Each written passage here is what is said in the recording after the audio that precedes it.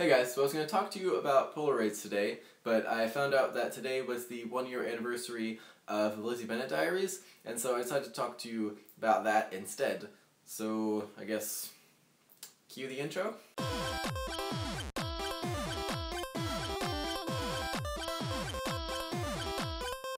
So my LBD story, if you will, began on not a year ago today, but a year ago, April 12th, and I watched the first 2 episodes because the second episode was already out, and that was the one and only time where I watched 2 LBD episodes on the same day. So you can imagine how quickly I fell in love with the show. It was funny and witty, and just the acting was really good, and I recognized Mary-Kate Wiles from Squaresville, so that was exciting. And Mary-Kate, what is your face? I don't even know. But yeah, if you can believe it, I had no idea what the story of Pride and Prejudice was when I first started watching this show. I hadn't read the book or seen the movie or any of the miniseries. Actually, I had seen Bridget Jones's Diary, but I had no idea that it was based off of Pride and Prejudice, so I didn't really pay that close attention to it. So it was a really interesting experience, just not knowing what was going to happen next. Of course, I did eventually end up reading the book over the summer. I finished it in September. But yeah, so the first few months, I was living the story as it was being released, and so that was a really interesting experience, and it's something that I will never happen again, but yeah, so that was really cool. Anyways, flash forward to VidCon, where I got to meet all of the cast and crew, and it was really fun. I got this poster signed, and I took this Polaroid of Laura, Mary-Kate, and Ashley, and they signed it, which is really, that Polaroid really means a lot to me. But yeah, that was the first time that I really got a glimpse that this show was actually, like, getting really big. Because before that, like, there wasn't really, the fandom was pretty much non-existent on Tumblr. Like, there was a few people making GIFs, notably just me and Ali, who's Half Logic Will Travel. I'll put a link down to his Tumblr down in the doobly-doo.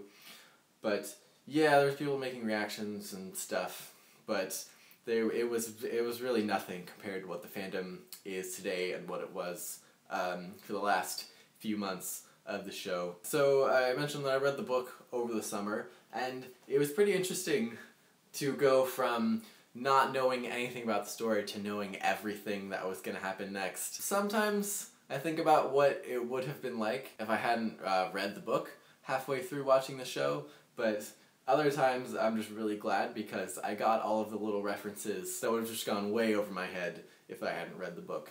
So it's really interesting getting both experiences, if you will. So that was pretty cool. And then a wonderful thing happened, when that wonderful thing is the LBD Seahorses.